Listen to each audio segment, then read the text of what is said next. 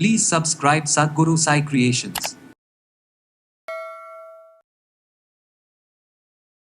பெண்கள் நிறைய பேருக்கு ஆஃப்டர் டெலிவரி ஃபீடிங் மதர்ஸாக இருக்காங்கன்னா கல்லீரல் தொடர்பான பிரச்சனைகள் இருந்தாலும் ஏற்படலாம். உடல் சூட்டினாலேயோ இல்லை ஹீமோகுளோபின் லெவல் குறைவாக இருக்கும்போது, உடலில் ஆக்சிஜன் லெவல் குறையும் போது, ஸோ நார்மலாக ப்ரீத்திங் பண்ண முடியல, ப்ரீத்திங்கே ரொம்ப ஷாலோ ப்ரீத்திங்னா நிறைய பேர் பண்ணுவாங்க. எங்கெல்லாம் நமக்கு ப்ளீடிங் இருக்கோ இல்லை நம்ம ஒரு உறுப்பை வலிமை சேர்க்கணும் அப்படின்னா, ஸோ இது வாரம் 2 முறை இதை பயன்படுத்தும் போது ரொம்ப ரொம்ப எஃபெக்டிவாக இருக்கும்.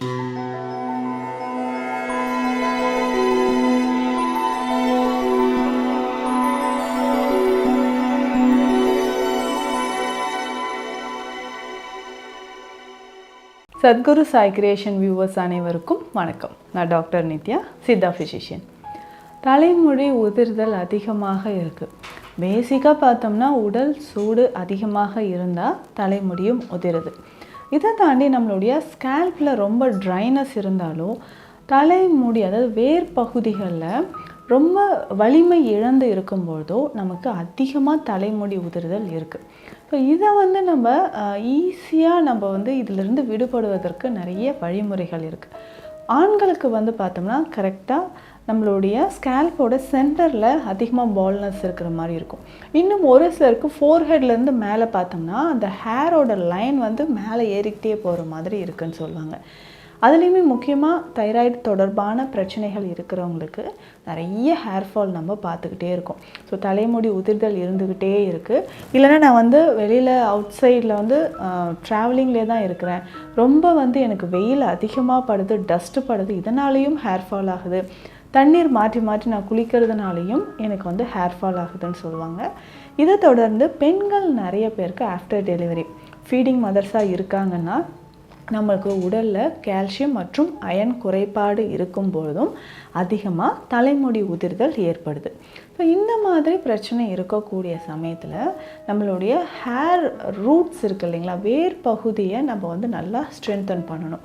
ஸோ முக்கியமாக ஹேரோட ரூட் அண்ட் ஷாஃப்ட் அப்படின்னு சொல்லுவாங்க. ஸோ இந்த 2 பகுதியும் வலிமையாக இருந்துச்சுன்னா ஒரு ஹேர் ஹெல்த்தியான ஒரு க்ரோத் இருக்கும். நார்மலாக ஒரு நாளைக்கு ஒரு 80லேருந்து 100 முடிகள் வரைக்கும் உதிரலாம். இது அதிகமாக உதிரும் பொழுது தான் நமக்கு ஓகே, ஏதோ ஒரு ப்ராப்ளம் இருக்குது, இது நமக்கு பிளட்டில் பியூரிட்டிஸ் நிறைய இருக்குது, அதனால் ஏற்படலாம். கல்லீரல் தொடர்பான பிரச்சனைகள் இருந்தாலும் ஏற்படலாம். உடல் சூட்டினாலேயோ இல்லை ஹீமோகுளோபின் லெவல் குறைவாக இருக்கும்பொழுது, அதிகமான ஸ்ட்ரெஸ், டிப்ரெஷன் இருந்தாலும் இதெல்லாம் ஏற்படுது. ஒரு சிலருக்கு பிளட் ப்ரெஷர் ஹையாகவே இருக்கும்.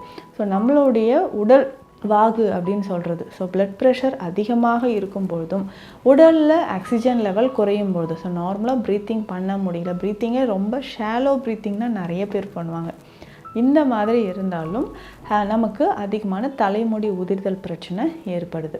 ஸோ இதிலிருந்து எப்படி நம்ம சரி செய்யலாம்? ஸோ தொடர்ந்து நான் சொல்லக்கூடிய இந்த வழிமுறைகளை நம்ம ஃபாலோ பண்ணும்போது ஹேர் ஃபால் நமக்கு நல்லா குறைய ஆரம்பிக்கும். ஸோ வாரம் 2 முறை இந்த ஹேர் பேக் நம்ம பயன்படுத்தணும். ஸோ இதனால் என்ன பெனிஃபிட்ஸ் அப்படின்னு பார்த்தோம்னா, ட்ரை ஸ்கேல்ப் இருக்குது இல்லைங்களா, தலையில் ரொம்ப ட்ரையாக இருக்குது, பொடுகு தொல்லை அதிகமாக இருக்குது, ஸோ இதனால் ஹேர் ரூட்லேருந்து எனக்கு உதிர்ற மாதிரி இருக்குது அப்படின்னு சொன்னிங்கன்னா, அதற்கு எல்லாத்துக்குமே ஒரு பெஸ்ட்டு சொல்யூஷனாக இந்த ஹேர் பேக் நமக்கு இருக்கும். இதை எப்படி நம்ம ரெடி பண்ணலாம், இதில் சேரக்கூடிய மூலிகைகள் என்ன அப்படின்றதும் பார்க்கலாம். இதில் முக்கியமாக பார்த்தோம்னா கடுக்காய் தோல். ஸோ கடுக்காய் தோல் ஒரு 200 கிராம் அளவுக்கு எடுத்துக்கணும். ஸோ 200 கிராம்னா அதனுடைய பவுடர், ஸோ கடுக்காய் பவுடர் ஒரு 200 கிராம் எடுத்துக்கணும். அதற்கு அடுத்ததாக பார்த்தோம்னா காய்ச்சுக்கட்டி 50 கிராம். பொதுவாக இந்த காய்ச்சிக்கட்டி அப்படின்னு சொல்கிறது நல்ல துவர்ப்பு சுவை இருக்கக்கூடியது. பெரும்பாலும் எங்கெல்லாம் நமக்கு ப்ளீடிங் இருக்கோ இல்லை நம்ம ஒரு உறுப்பை வலிமை சேர்க்கணும் அப்படின்னா இதை பயன்படுத்துவாங்க. பொதுவாக இந்த பற்பொடிகள் எல்லாமே இது நமக்கு பயன்படுது. ஸோ இந்த காய்ச்சிக்கட்டி அப்படின்னு சொல்கிறது ஒரு 50 கிராம் எடுத்துக்கணும். அடுத்ததாக நம்ம படிகாரம் எவ்வளவு எடுக்கணும்னா 20 கிராம் அளவுக்கு படிகாரம் எடுத்துக்கணும். ஸோ இந்த படிகாரம் அப்படின்னு சொல்கிறதே துவர்ப்பு சுவை இருக்கக்கூடியது. ஸோ இதில் ஆன்டி ஃபங்கல் ப்ராப்பர்ட்டி இருக்குது. ஸோ ரொம்ப நமக்கு தலையில் டேண்ட்ரஃப் இருந்தாலும் அதை சரி செய்கிறதுக்கு படிகாரம் நமக்கு 20 கிராம் அளவுக்கு எடுத்துக்கணும். ஸோ இதனோட வேறு என்ன மூலிகை நம்ம சேர்க்கணும் அப்படின்னு பார்த்தோம்னா நெல்லிக்காய் பவுடர்.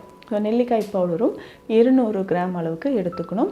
அவுரி இலை பொடி 200 கிராம் அளவுக்கு எடுத்துக்கணும். மருதாணி பொடி 200 கிராம். ஸோ இது எல்லாமே நம்ம எடுத்து நல்லா மிக்ஸ் பண்ணி ஒரு பவுடராக ஒரே கலவையாக சேர்த்து நம்ம எடுத்து வச்சுக்கணும். ஸோ வாரம் 2 முறை இதை நம்ம எப்படி பயன்படுத்தணும் அப்படின்னு நான் சொல்கிறேன். ஸோ இந்த பொடி எல்லாமே நமக்கு தேவையான அளவுக்கு எடுத்துகிட்டு கற்றாழை சாறு இருக்குது இல்லைங்களா, அதை விட்டு நல்லா பேஸ்ட் மாதிரி மிக்ஸ் பண்ணி எடுத்துக்கணும். கற்றாழை சாறு இல்லைன்னா நம்ம வந்து சாதம் வடித்த கஞ்சி தண்ணீர் இருக்குது இல்லையா, அதை விட்டு நம்ம மிக்ஸ் பண்ணிக்கலாம். அப்படி இல்லைன்னா ஃப்ளாக்ஸ் சீட்ஸ், இது ரொம்ப ரொம்ப எஃபெக்டிவானது. ஃப்ளாக்ஸ் சீட்ஸ் வந்து நம்ம யூஸ் பண்ணும்போது ஃப்ளாக்ஸ் சீட்ஸ் வந்து தண்ணீரில் போட்டு நல்லா பாயில் பண்ணணும்.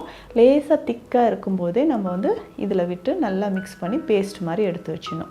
ஸோ இதை வந்து தலையில் நல்லா ஸ்கேல்பில் படுற மாதிரி இந்த பவுடரை நல்லா மிக்ஸ் பண்ணி மாஸ்க் வந்து தலையில் போட்டுடணும். ஸோ தலையில் போட்டுட்டு ஒரு 2 மணி நேரம் நம்ம வந்து எவ்வளோ நேரம் ஃப்ரீயாக இருக்கணுமோ அவ்வளோ நேரம் வச்சுக்கலாம்.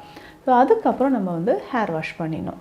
ஸோ இது வந்து வாரம் 2 முறை இதை பயன்படுத்தும்போது ரொம்ப ரொம்ப எஃபெக்டிவாக இருக்கும். ஸோ எந்த அளவுக்கு நமக்கு வந்து தலைமுடி அதிகமான உதிர்தல் பிரச்சனை இருக்கோ அதை சரி செய்கிறதுக்கும் ஹேர் ரூட் வந்து நமக்கு வலிமையாக இருப்பதற்கும் நம்ம இதை பயன்படுத்திக்கலாம்.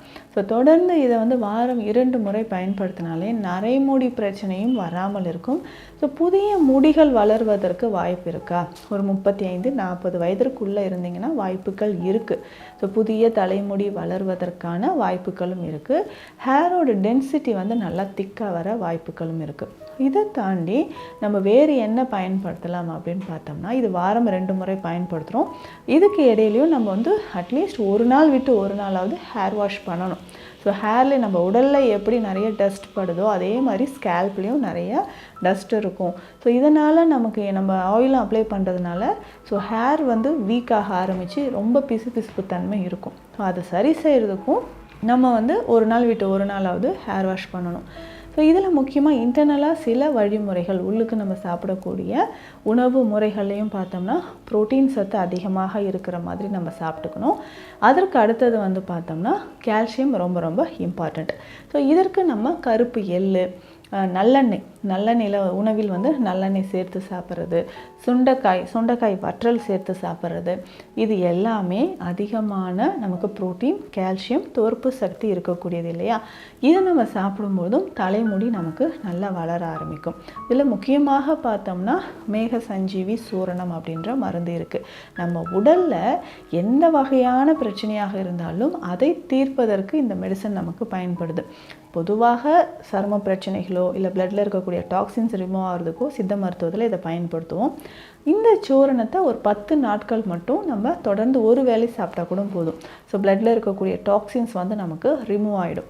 அதற்கு அடுத்ததாக நம்ம உணவு முறையிலும் ரொம்ப புளி சேர்க்காமல், உப்பு சேர்க்காமல், ஸோ உணவு நல்ல ஒரு ஹெல்த்தியான டயட் நம்ம மெயின்டைன் பண்ணும்பொழுது ஹேர் ஃபால் நமக்கு நல்லாவே குறைய ஆரம்பிக்கும்.